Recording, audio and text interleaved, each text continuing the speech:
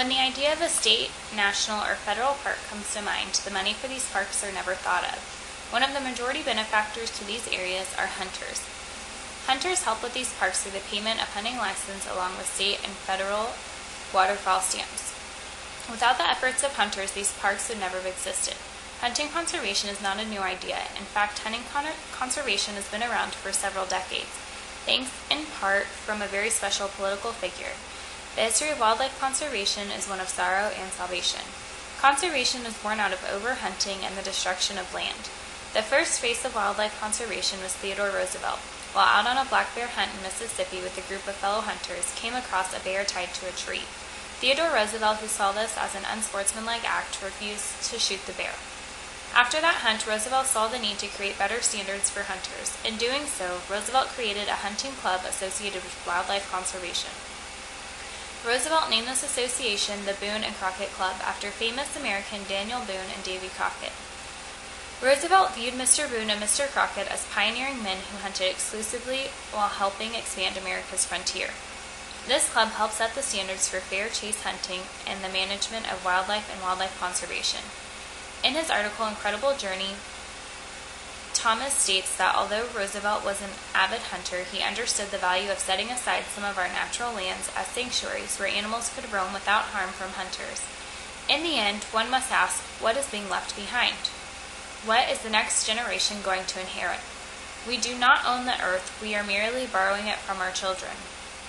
As hunters and human beings, it is owed to the next generation to leave behind something better, so that they may enjoy and experience the outdoors.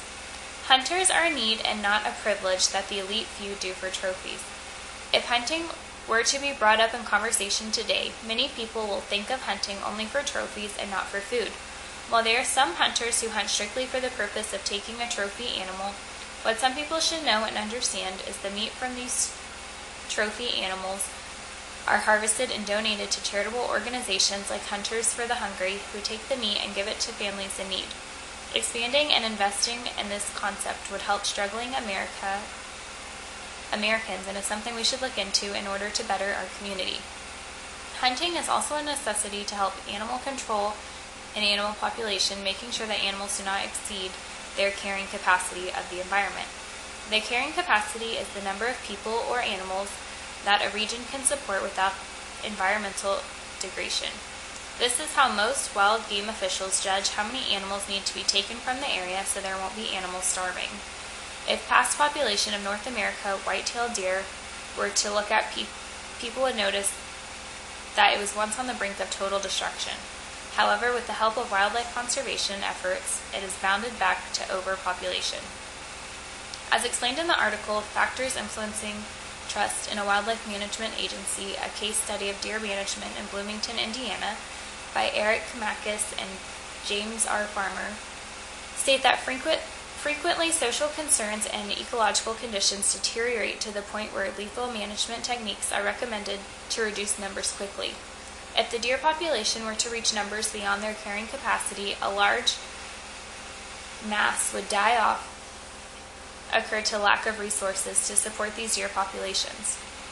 Allowing hunters the ability to help maintain the deer populations will allow the numbers to stay in range, allowing them to have enough food, water, and space to live. Anti-hunters like to point out that before hunters, animals were able to manage their herd population themselves, and the need to hunt to control their populations was not needed.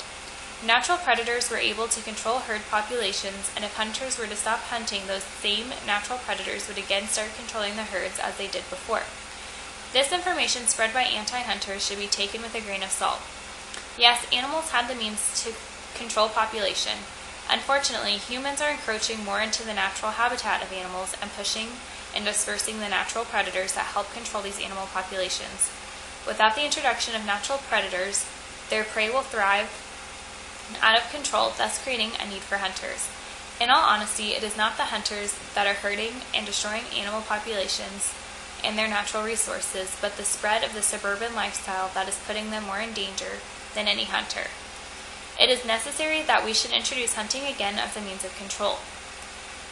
What needs to be introduced in today's society is the importance and benefits of hunting. So many youth today are not afforded the opportunity to hunt. and the reason for these missed opportunities are no fault of the children. For example, children who live in large cities and are simply unable to hunt or be in the outdoors, they are never introduced into that culture. Because of this reason, it would be beneficial to help introduce the youth back into hunting, fishing, and the great outdoors.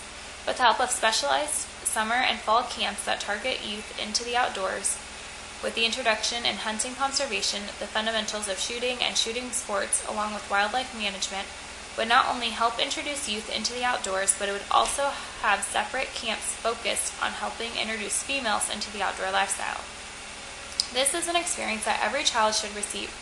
These values learned would be beneficial to them as they grow and is also an important skill. With the proper support, we could properly educate and reintroduce the youth back into the outdoors. Along with teaching children about hunting and shooting sports, the fundamentals of firearm safety are being installed into children.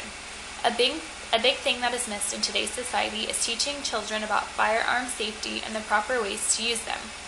And due to unfortunate events in today's society, children are being taught that firearms are dangerous and have no use or place in today's culture. These camps will not only introduce children back into the outdoors, they will also help install confidence and the love for the great outdoors.